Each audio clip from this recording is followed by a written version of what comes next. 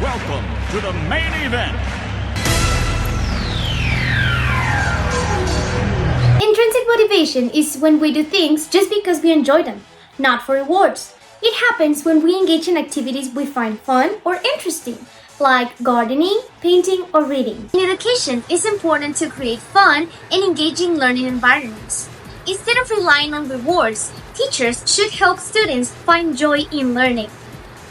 There are three main parts to intrinsic motivation: autonomy, acting on our own; purpose, feeling our efforts matter; and mastery, getting better at something.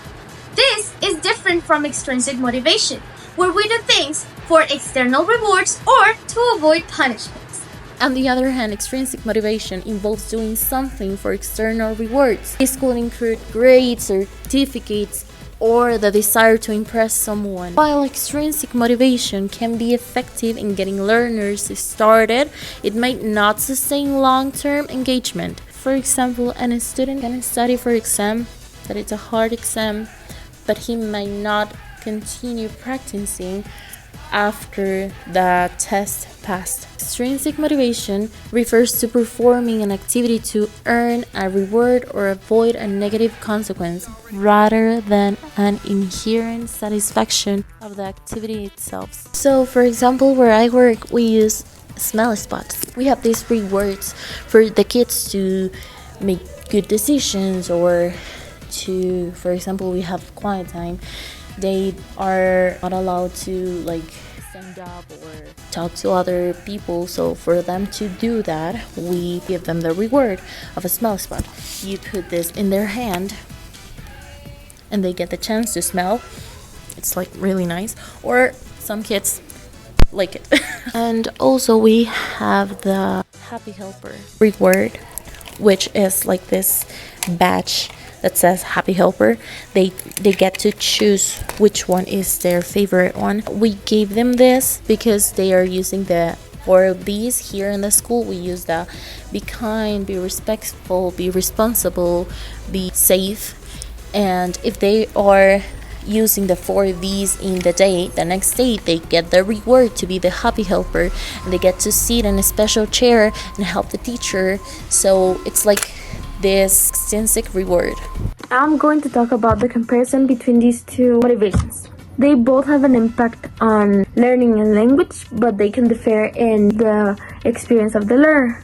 Intrinsic motivation is a more fulfilling, constructive, and practical learning experience, but it can vary among individuals and may not be easily predictable or consistent.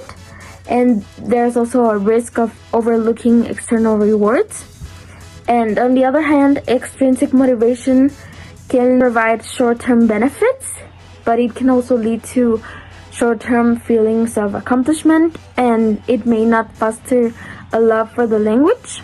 Another downside of it is that it can lead to a lack of self-sufficiency. Now, both motivations, they have certain benefits. They help with something in certain ways.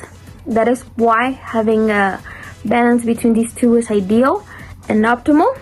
An example of this could be a learner that enjoys the language, that is intrinsic motivation, but also wants to achieve good grades, that is extrinsic motivation, can find success in their studies because of this balance between these two. Wow! We have learned a lot!